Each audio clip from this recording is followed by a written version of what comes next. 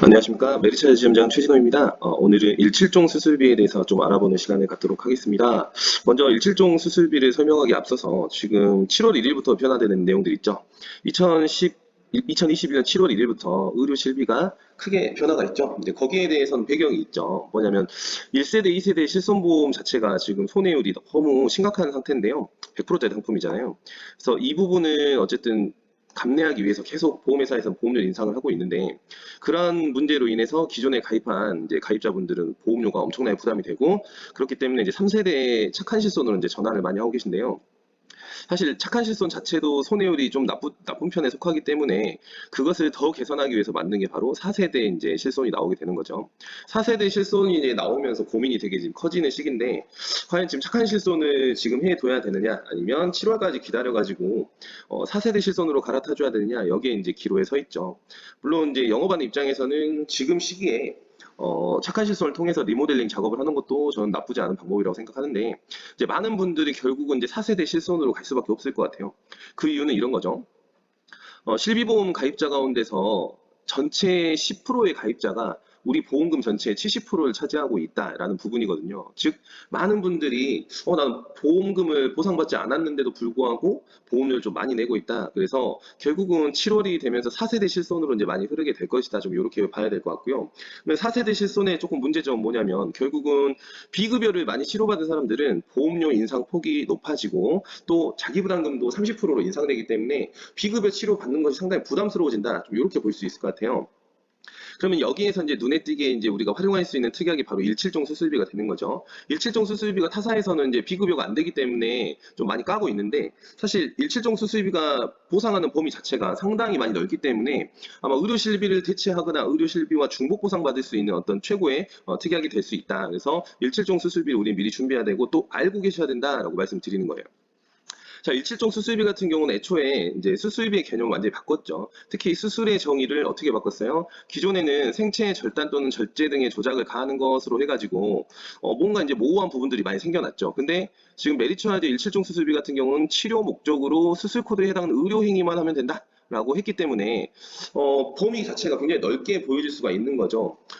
의료 행위는 결국은 수술에 대비해서 굉장히 넓은 폭을 가지고 있잖아요. 수술은 결국 의료 행위의 하나일 뿐이니까요. 그래서 이 대목에서 일칠종 수술비가 보상해 보면 상당히 넓겠다. 이 부분을 조금 우리가 추정을 해볼 수가 있겠다라는 거고요. 실제로 이제 이러한 부분들이죠. 1호종 수술비나 이제 기존 수술비 같은 경우는 흡인이나 천자 이런 부분들을 아예 면책으로 규정을 해놓고 있는 상황이기 때문에 이러한 부분들을 피해갈 수 있는 게 바로 일실종 수술비라는 거고, 실제로 현장에서 많은 부분들이 발생되고 있다. 뭐 1호종하고 조금 이제 비교를 해드리면, 기본적으로 1호종 수술비 약관에 있는 코드들 다 세보면 한 108종 정도가 나오는데, 메리어치아드 17종 수술비 같은 경우 628종이라고 이제 저희는 주장을 하는 거죠. 실제로 628종이냐라는 부분에 대해서 이제 제가 확인을 해봤어요. 왜 628종이라고 할까? 즉, 우리 약관에서는 마지막 번호로 보면 275번 이렇게 되어 있는데, 이 하나하나의 코드를 셀 수가 있다라는 거죠. 예를 들어서 273번에 보면은 이렇게 칸이 나눠져 있잖아요. 그리고 코드를 이렇게 하나씩 하나씩 세 보면 결국엔 628종이 정확하게 떨어지더라. 그래서 그렇구나. 1호종 수술비에 대비해서 일단은 수술 가능한 코드가 많긴 많네라고 할 수 있죠. 그러면서 하나의 코드를 우리는 집중을 하는데, 예를 들면 메리츠와즈 일실종 수술비는 창상봉합술이 보상 가능해요라고 할 때 많이 쓰는 코드가 J043이라는 이 코드를 많이 쓰거든요. 그러면 J043 코드에서 이 코드가 대체 어떻게 구성되어 있는가를 살펴보면, 이런 식으로 하나의 코드가 있다. J043이라는 코드가 있으면 그 밑에 행위별 수가가 이렇게 다 매겨져 있죠. 이러한 행위들을 통해서 결국은 이 J043 코드가 나오게 된다. 그러면은 우리가 628가지 큰 코드를 가지고 있고, 거기에 뒤집어 보면 행위별로 이렇게 무수하게 많은 코드들이 있기 때문에 모 유튜버는 이렇게 말하죠. 수만 가지의 경우의 수가 나올 수 있는 수술비다. 그렇기 때문에 이런 점을 감안했을 때 일실종 수술비가 굉장히 보상 범위가 넓겠구나라고 판단할 수 있는 거고, 그래서 이걸 조금 확대해서 봐보면 J043 코드를 확대해서 봐보니까 이제 좀 글씨가 잘 보이시죠? 복강경 검사, 후 복강경 검사 하면서 우리가 현장에서 많이 만날 수 있는 유방의 절개 생검이라는 게 나와요. 자, 유방의 절개 생검 말 그대로 검사법인데, 이게 만약에 수술비에서 보상이 가능하다면 어떨까요? 굉장히 좋겠죠. 그래서 이 절개 생검이 가능하느냐라는 부분을 확인하기 위해서 심평원의 요양기관 업무 포털이라는 게 있어요. 네이버에 이대로 검색하시면 여기로 들어가실 수가 있는데, 여기에서 한번 돌려볼 수가 있는 거죠. 주민등록번호를 넣고 코드는 N62 코드, 유방의 결절이죠. 양성종양 코드인데요. 거기에다가 시술 코드, 아까 보여드렸던 유방의 절개생검 코드를 넣고 이제 돌려봤을 때 결국은 마지막에 DRG 분류번호 J09000이라고 하면서 한글로는 기타 유방 및 애과 수술이라고 떴죠. 그럼 만약에 이게 약관에 있으면 보상을 해줘야 된다는 거잖아요. 그래서 약관을 다시 뒤져보면 어때요? 200번에 돼 있죠. 기타 유방 및 애과 수술 해가지고 J090으로 규정을 하고 몇 종에 들어있어요? 1종에서 보상을 하도록 돼 있더라. 즉 이런 식으로 일실종 수술비는 수술의 정의는 별로 상관이 없다. 우리가 코드에서 규정하고 있는 것만 들어와주면 보상을 할 수가 있다라는 부분이죠. 자, 그러면 이제 질병 수술비랑 1호종 수술비에서는 안 되는데 1실종 수술비에서 보장되는 걸 조금 보시면 더 이해가 잘 되시는데, 기본적으로 이제 메리츠 화재에서 주장하는 건 뭐냐면 배액술류들이 될 것이다, 잘 된다라고 표현을 하는데 이렇게 어려운 거죠. 폐농양이나 흉막 삼출 배수 이런 건 다 어려운 내용이죠. 왜냐면 현장에서 실제로 만날 수 있는 건 뭐냐면 이런 걸 만날 수 있겠죠. 항문주의 농양이란 거, 치료라는 거 이런 부분들을 이제 만나게 되는데 결국은 얘는 수술을 어떻게 해요? 이 배농수를 통해서 농을 배출해내면 끝나는 거거든요. 자, 그런데 이 1호종 수술비에서는 분명하게 이 코드는 보상하는 코드로 써 있단 말이죠. 근데 이 수술의 정의에 부합이 안 되기 때문에, 배농수를 했기 때문에 흡인 천장에 들어가서 면책을 하도록 하고 있더라. 그래서 이런 부분들 현장에서 쉽게 만날 수 있는 건 바로 이런 거에서도 차이가 벌어지는구나 알 수가 있는 거고요. 자, 또 한 가지는 이제 우리 아이들한테 조금 많이 발생하는 건데요. 외상에 의해서 이제 고막에 구멍이 뚫렸을 때 고막 패치술을 시행을 해주는데 이 부분도 원래 수술 예정에 부합이 안 되죠. 단순히 고막에 구멍이 나 있는 걸 뭘 하나 붙여주는 거에 불과하기 때문에 보상이 안 되는데 일실종 수술비에서는 상관없이 보상을 해준다. 자, 그리고 또 한 가지 볼 수 있는 거는 마찬가지 귀 쪽에서 많이 발생을 하는데 중이염이 생겼을 때 이 구멍을 환기구를 설치를 해주는 거죠. 마찬가지로 이것도 수술의 범위에는 해당이 되지 않지만 일실종 수술비에서는 가능하더라라는 부분이고요. 자, 또 한 가지는 이 두 가지 수술을 굉장히 저는 좀 집중을 하고 싶은데 그 중에서도 특히 이 관절 탈구 도수 정복술이라는 게 이제 나와요. 근데 제가 이제 이거를 조사했을 때는 관절 탈구로 인해서 도수 정복술은 나오지 않더라고요. 만약에 나왔으면 굉장히 좋을 뻔했는데, 하지만 우리가 도수 정복술이라는 걸 조금 이제 한번 눈여겨봐야 될 필요가 있는데요.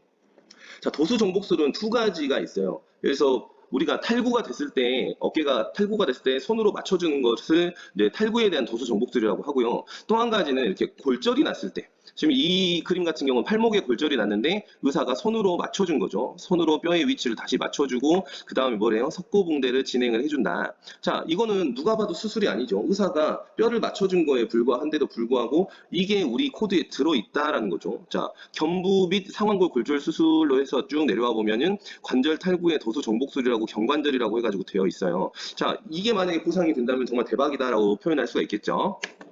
자, 그래서 한번 돌려봤어요. 아까 탈구는 안 된다고 했어요. 근데 골절로 한번 돌려봤어요. S4230번이 바로 상완골의 골절인데요. 상완골 골절을 발생한 사람한테 N0762 도수 정복술을 시행했다. 결과값은 뭐가 나왔죠? I28500 옆에 뭐라고 써있죠? 견부 및 상완골 골절 수술로 되어 있어요. 수술로 되어 있죠. 네, 분명하게. 그러면은 이게 만약에 약관에 있으면 우리는 보상을 해줘야 되는데 아마 많은 분들이 이거 별거 아니니까 1종에서 나가겠지라고 생각했을 때 약관을 보니까 어때요?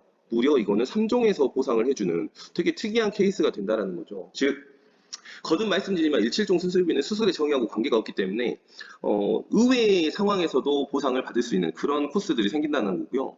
마찬가지로 옆에 있는 이제 요관 카테터법은 뭐냐면 주로 이제 방광염이나 방광에 문제가 생겼을 때 이런 걸 많이 하게 되는데요. 이것도 혹시 가능한지 한번 해봤어요. 특히 이 방광 요도경 시술 이 L51 코드 밑에 보면은 방광경 검사라는 게 있더라고요.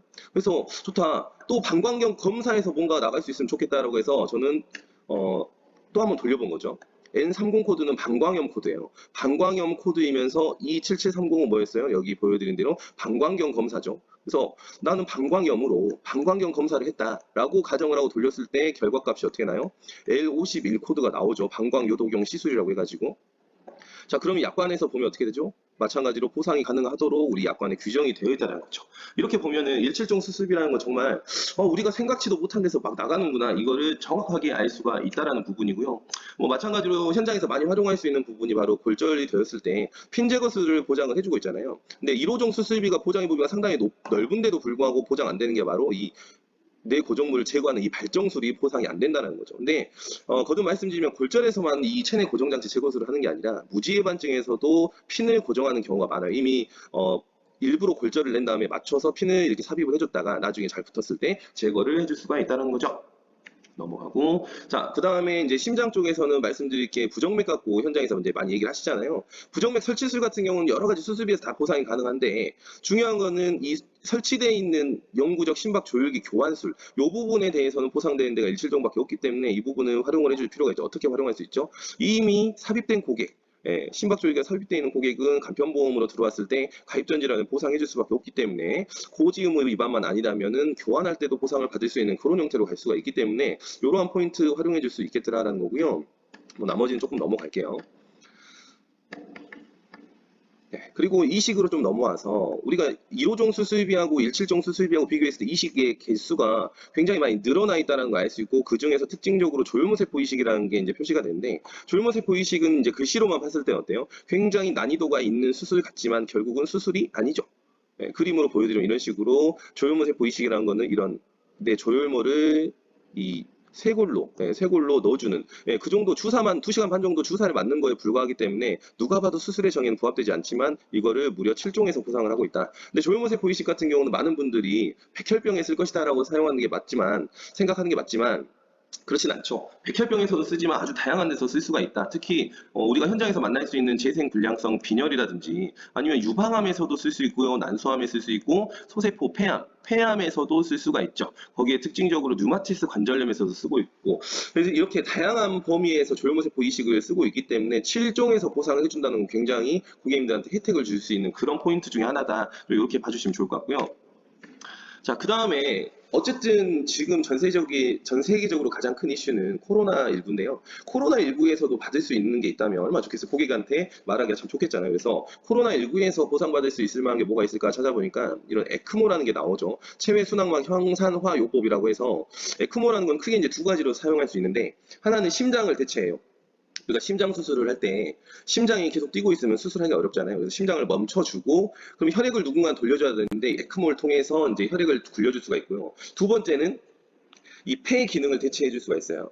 우리 코로나가 이제 진행이 돼서 중증이 되면 자발 호흡이 어려워지잖아요. 그때 이 에크모를 통해서 자발 호흡을 도와줄 수 있도록 한다. 근데 중증으로 갔을 때 쓰는 거기 때문에 많은 사람이 혜택 볼 수 없을 거라고 할 수 있지만, 제가 이제 네이버 카페에서 검색을 해봤을 때 어머니가 코로나에 확진을 받으시고 상태가 안 좋아하셔가지고 에크모 치료를 하게 되었다라고 하면서 많은 분들한테 좀 정보를 얻고 싶다라고 했어요. 그래서 옆에 이제 달린 댓글들을 보면 많은 분들이 저희 아버지도 오늘 해요. 어머니도 이제 시작을 해요.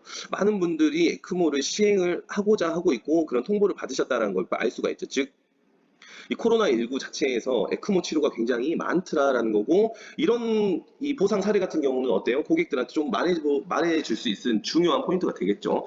지금 같은 시국에서는요. 그래서 코로나19에서도 보상받을 만한 게 있고, 또 한 가지는 상해에서 굉장히 이제 일실종 수술의 이 장점이 있는데, 특히 이 천두술에 조금 우리는 집중할 필요가 있더라. 천두술이란 건 뭐예요? 결국은 이 뇌의 구멍을 뚫어주는 건데, 제가 길을 가다가 넘어졌다, 또는 자전거를 타다 넘어졌다, 단순하게 넘어졌을 때 뇌출혈이 발생할 수 있죠. 외상성 뇌출혈이 흔하게 발생될 수 있는데, 그랬을 때 선택할 수 있는 게 바로 이 천두술이다. 근데 천두술 같은 경우는 구멍을 뚫는 행위에 불과하기 때문에 수술의 정의에는 부합이 안 되죠. 근데 모든 수술비에서 면책을 하는데 메리츠화재 17종 수술비에서는 보상이 가능하다. 좀 더 나아가서는 개두술이라는 걸 하게 되죠. 근데 개두술을 하고 나서 문제는 뭐냐? 개두술은 큰 수술이기 때문에 다 보상을 받는 걸 알고 있는데, 그러면 열어놓은 그 뼈들이 있죠. 네모나게 오려서 나의 두개골을 빼놓을 건데, 그 뼈는 어떻게 하죠? 다시 붙여줘야 되는 거죠. 그걸 다시 붙여줄 때 하는 게 바로 두개골 성형술이다. 근데 두개골 성형술 같은 경우도 마찬가지로 모든 수술비에서 보상이 안 되죠. 왜 그럴까요? 수술의 정의에 부합이 안 되는 거잖아요. 그래서 두개골 성형술을 무려 우리가 7종에서 보상을 하고 있기 때문에 이런 부분을 활용할 수 있겠다라는 거고, 특히 이렇게 외상성 뇌출혈이 어떻게 발생했어요? 이분 같은 경우 산책 중에 넘어지신 거죠. 산책 중에 넘어지셨는데 뇌출혈을 진단받으셨고 거기에 두개골 성형술까지 진행하신 케이스, 이런 케이스들이 굉장히 흔하게 발생되기 때문에 우리가 17종 수술비를 상해로라도 넣어둬야 된다, 이렇게 조금 말씀드릴 수가 있는 거고요. 특히 17종 수술비에서 보면 뇌출혈 수술 같은 경우 자발성 뇌출혈보다는 외상성 뇌출혈이 무려 2배가 많다, 이렇게 조금 봐주시면 될 것 같아요. 이렇게 비교를 해보면 되는 거죠.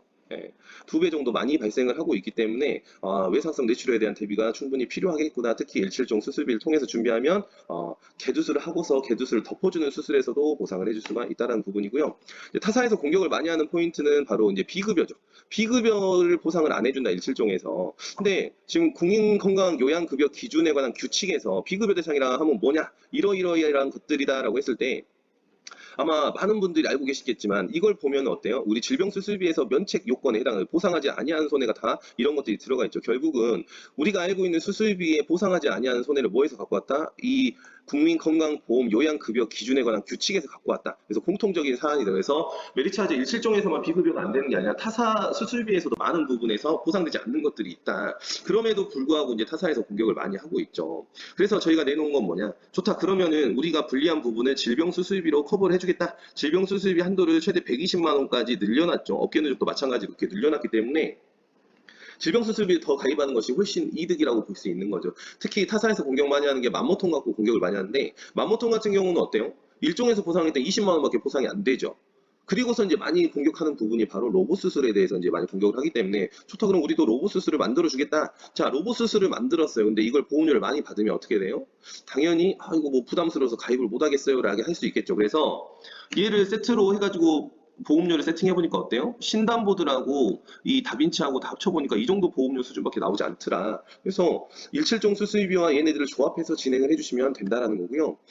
특히 이 운전자의 상해보험, 이 상해수술 형태로 들어갈 때 전 좀 메리트가 있다고 생각을 해요. 그동안에는 우리가 상해수술비를 운전자에 넣을 때 어떻게 했느냐, 주로 100만 원 가입 금액으로 넣으셨었는데, 이 상해수술비 100만 원하고 일칠종 수술비 풀 가입하고 비교해보니까 보험료 차이가 오히려 이 일칠종 수술비가 더 저렴하다는 걸 알 수 있죠. 그래서 만약에 저한테 선택지가 주어진다면 저는 일칠종 수술비를 선택을 할 것 같아요. 왜냐하면 보장의 범위가 훨씬 넓고 우리가 경상만 생각할 것이 아니라 중상도 생각을 해줘야 되는 거잖아요. 그래서 중상에까지 폭넓게 하나로 보상을 받을 수 있기 때문에 상해 일칠종 수술비를 눈여겨볼 필요가 있겠다라는 거고요.